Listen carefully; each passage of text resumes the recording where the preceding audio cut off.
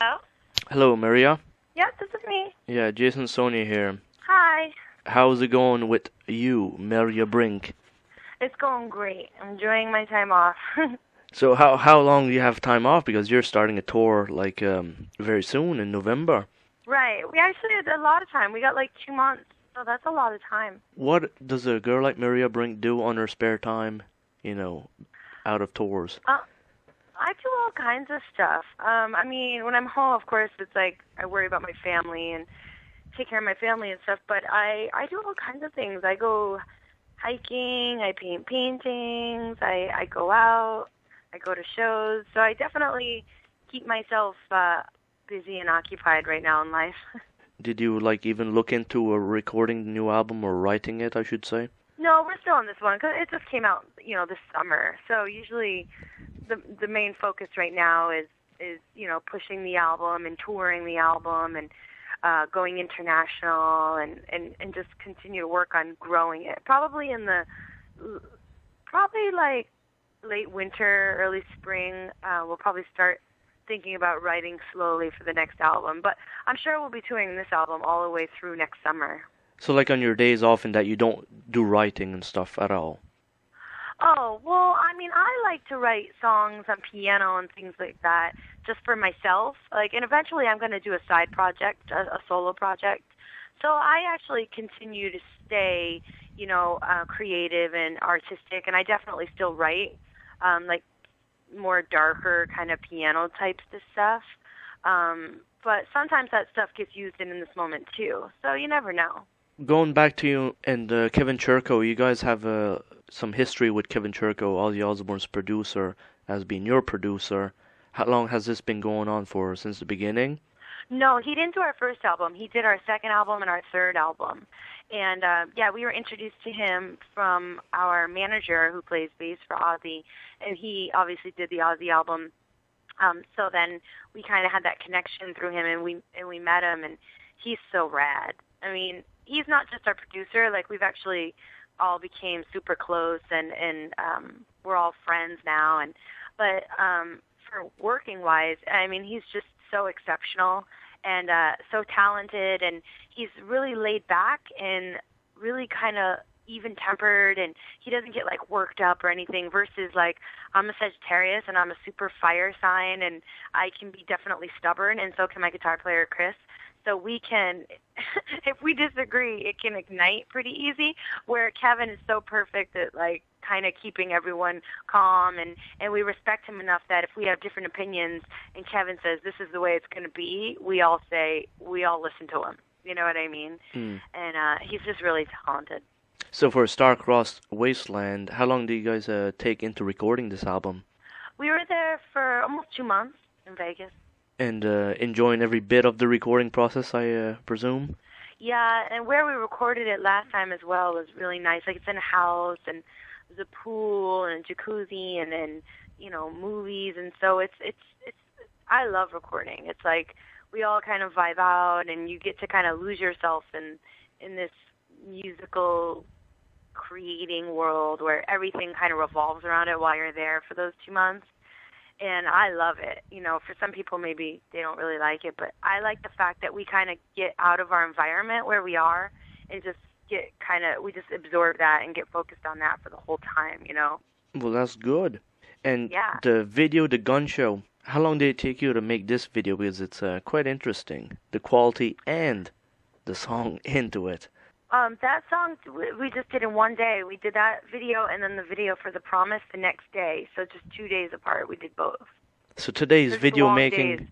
yeah, and video making today is a lot simpler than back in the, 10 years ago. Exactly, yeah. With all of the, technology they have now, it's a lot more, not as complicated, I guess, as it used to be.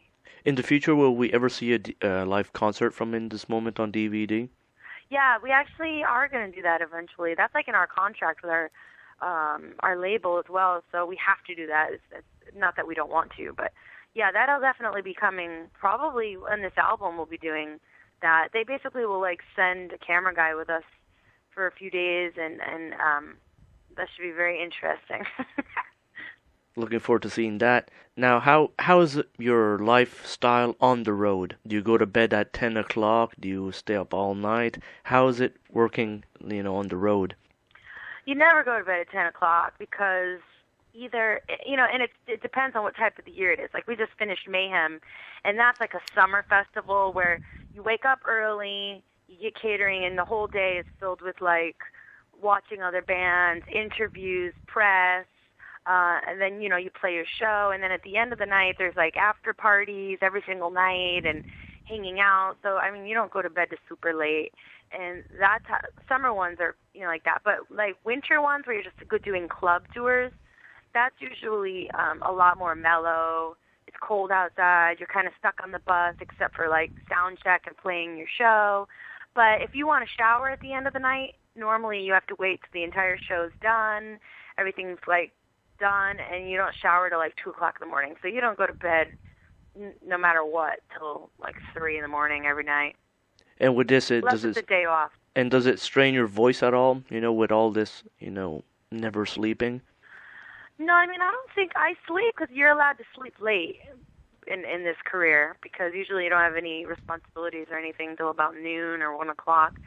So that doesn't strain my voice. Sometimes in the winter time, it's so easy to get sick. So sometimes the winter can become a little bit challenging on the voice. But I was pretty lucky in the summer, except for towards the end of the tour, I lost my voice. But not completely, just a little bit.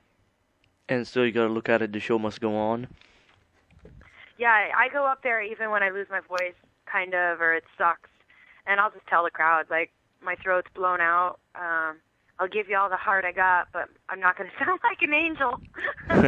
Another thing, too, I see on your website and stuff, you guys are selling lots of merchandise. Do fans really dig into buying autographs and stuff still today?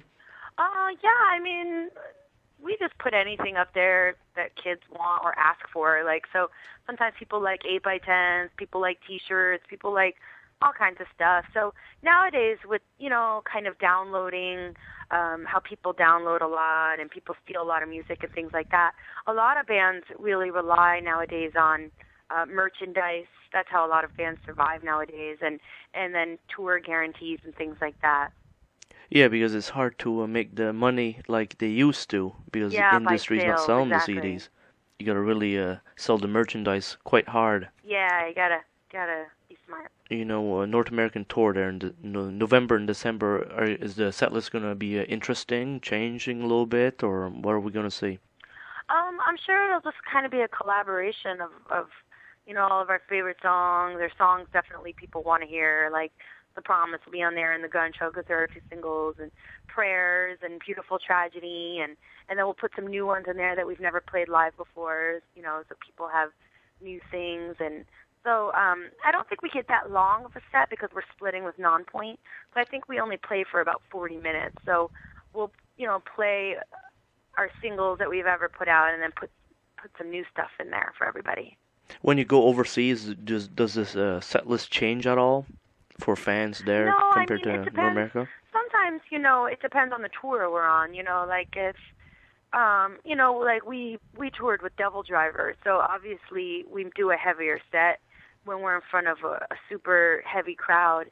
But we've also opened up and toured with Papa Roach, which is not, so the good thing about our band is we're a super diverse band, and we love everything and write everything from, super heavy metal to rock songs to piano songs. We're kind of schizophrenic, and we have a wide range of things that we like. So we can usually tour with a wide range of different types of bands. So sometimes we got to kind of alter our set depending on the crowd. Like Mayhem, we're not going to do a ballad. We'd get like tomatoes and sneakers thrown at our head, Some expensive sneakers thrown, and people are walking without sneakers. That's too funny. Don't you find that so interesting that people do throw their merchandise sometimes, which they bought that evening?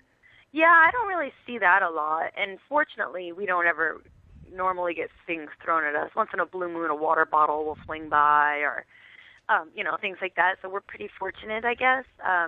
But yeah, sometimes you see crazy things flying around. You never know. But imagine as a kid buying a $40 T-shirt and then throwing it on stage. That doesn't make too much That sense. doesn't make any sense. Oh well. Yeah. It's not you or me that bought it. Exactly. Well, Maria, it's a pleasure talking to you, and wish you luck and success with this tour coming up. Oh, thank you very much, and we're going to have a blast and give it our all and try to bring some new stuff to the table and new songs, and hopefully we see you at a show. Right on. Well, you have a good evening. Keep up the good work. Thank you very much. You too. Have a good night.